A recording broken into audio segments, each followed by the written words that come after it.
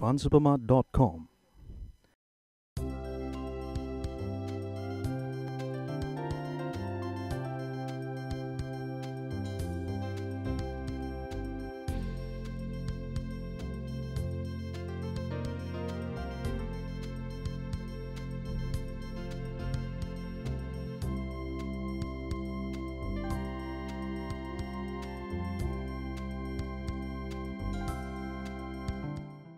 What is your outlook on Asian markets in 2013?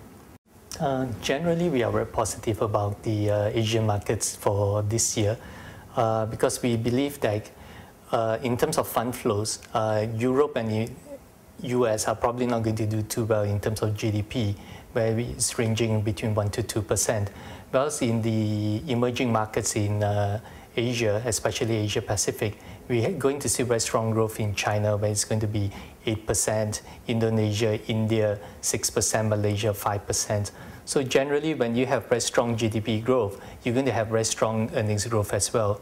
So this is the reason why we are very positive.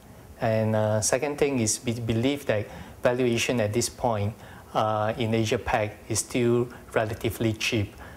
So that provides a lot of opportunity. What are some of the key performance drivers of Asia equities? Okay, the key performance drivers for Asia Pac is obviously going to be from a lot of governments are going to pump prime the economy, especially China, because China, we believe, is basically more than 50% of Asia Pac. And there's a lot of money that's still floating around in China. Second thing is the Chinese government has a lot of financing power. For example, the statutory reserve requirement at 20% is way, way higher than what the other countries are having. Malaysia, the reserve requirement is only about 4%. Most developed countries ranges between 2 to 7%. So by virtue of China cutting their reserve requirement, they're going to release a lot of cash. Second thing is total debt to GDP in China. It's very low at this point in time at about 22%. So they actually have a lot of capability to drive growth if they want to. And again, this will translate into the kind of growth that we are looking at. The second thing is, as long as there's a lot of liquidity in the system, which we think there are with QE1, QE2, and now being continuing in QE3, again, all this money is going to flow into the equities market because the money that's floating around, they need return. And at this point in time, they couldn't find the return, or rather the return that you find on the fixed income side is a bit too low for a lot of investors. What about the key risks of Asia equities? We believe, I think the two main risks is probably going to be, number one, inflation, and number two, disappointment in terms of corporate earnings.